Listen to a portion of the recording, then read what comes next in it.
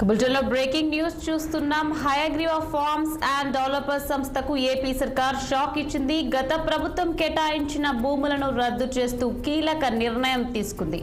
వృద్ధాశ్రమం కోసం తీసుకున్న భూమి తిరిగి స్వాధీనం చేసుకోవాలని విశాఖ జిల్లా కలెక్టర్కు ఆదేశాలు ఇచ్చింది.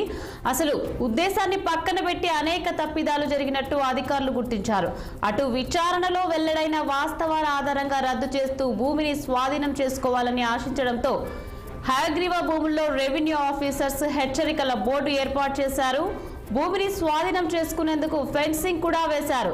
విశాఖపట్నంలో చిలుకూరి జగదీశ్వరుడు అనే వ్యాపారి హయగ్రీవ పేరుతో సంస్థను ఏర్పాటు చేసి వృద్ధులకు అనాథలకు ఆశ్రమం నిర్మిస్తామని చెప్పి 2008లో వైఎస్ రాజశేఖర్ రెడ్డి ముఖ్యమంత్రిగా ఉండగా రాష్ట్ర ప్రభుత్వం నుంచి 12.51 ఎకరాల ప్రభుత్వ భూమి తీసుకున్నారు. అనాథలకు వృద్ధులకు ఇల్లు నిర్మిస్తామని చెప్పి 54% నిర్మాణాలకు అనుమతించిన భూమిలో 90% అమ్మకాలు జరిగినట్టు వివరాలు సేకరించారు. భూ కేటాయింపు నిబంధనలకు విరుద్ధమని రుజువు కావడంతో హయగ్రీవ సంస్థకు కేటాయించిన 12.51 ఎకరాలను రద్దు చేస్తూ ప్రభుత్వం నిర్ణయం తీసుకుంది. వృద్ధులు అనాథలకు సేవ చేస్తున్నామనే కారణాన్ని అడ్డుపెట్టుకొని రియల్ ఎస్టేట్ వ్యాపారం చేసిన సంగతి వెలుగులోకి వచ్చింది.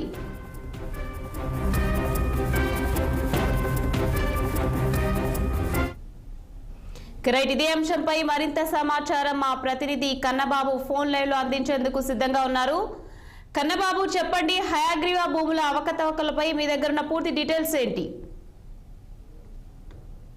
పేరు చెప్పి కోట్లాది రూపాయలు విలువ చేసినటువంటి ప్రభుత్వ స్థలం కొల్లగొట్టే దాంట్లో 100 కోట్ల వ్యాపారం చేసినటువంటి హయగ్రీవ ఫార్మ్స్ సంబంధించినటువంటి డెవలప్మెంట్ సంస్థకు ప్రభుత్వం గట్టి షాక్ ఇచ్చిందనే చెప్పాలి. దాదాపుగా 16 ఏళ్ల కిందట ఎండాల్లో వృద్ధాశ్రమం కోసం హయగ్రీవకు వైఎస్ రాజశేఖర రెడ్డి ప్రభుత్వం ఇచ్చినటువంటి 12.51 ఎకరాలను తీసుకుంటూ కూడా కూటమి ప్రభుత్వం సోమవారం మొత్తంలో అయితే జారీ చేసినటువంటి పరిస్థితి అయితే ఉంది. అయితే తక్కువ ధరకి వస్తున్నాయన్నటువంటి నేపథ్యంలో ఏదైతే ప్రభుత్వ భూములను కొల్లగొట్టు చేసే విధంగా వారికి పెద్దలు ఇచ్చినటువంటి హామీలు నేపథ్యంలో అక్కడ ఉన్నటువంటి జగదీశ్వరుడికి భూమిని కేటాయిస్తే అందులో ఓల్డేజ్ హోమ్ కట్టడానికే దానిపై ఆయన అప్పు చేశారంటూ కూడా వచ్చినటువంటి పరిస్థితి ఉంది. అయితే అవసరం అయినప్పుడల్లా అప్పులు ఇచ్చి ఆడిటర్ ని జి వెంకటేశ్వరరావు, మాజీ ఎంపీ ఎంవివి సత్యనారాయణ తమ అప్పు మొత్తం తిరిగి ఇవ్వలేదనేటువంటి నేపథ్యంలో ఆ భూమిని స్వాధీనం చేసుకున్నారు.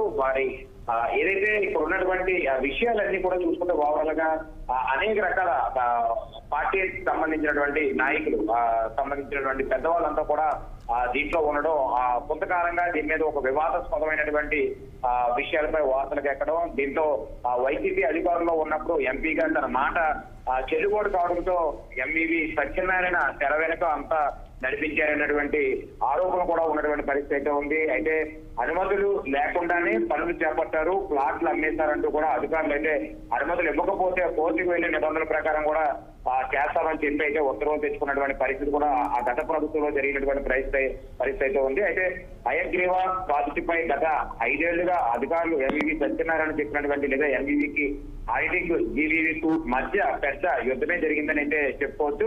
మొత్తానికి ఈ రోజు రాష్ట్ర ప్రభుత్వం తీసుకున్నటువంటి అంటే కూటమి ప్రభుత్వం తీసుకున్నటువంటి ఈ వృద్ధాశ్రయం పేరు చెప్పి కోట్లాది రూపాయల ప్రభుత్వ స్థలాలను కొల్లగొట్టినటువంటి 100 కోట్ల వ్యాపారం చేస్తున్న హయగ్రీవ రూమ్స్ సంబంధించినటువంటి విషయంపై అయితే 12.51 ఎకరాలు అయితే వెనక్కి తీసుకున్నటువంటి పరిస్థితి అయితే చాలా స్పష్టంగా కనబడుతుంది.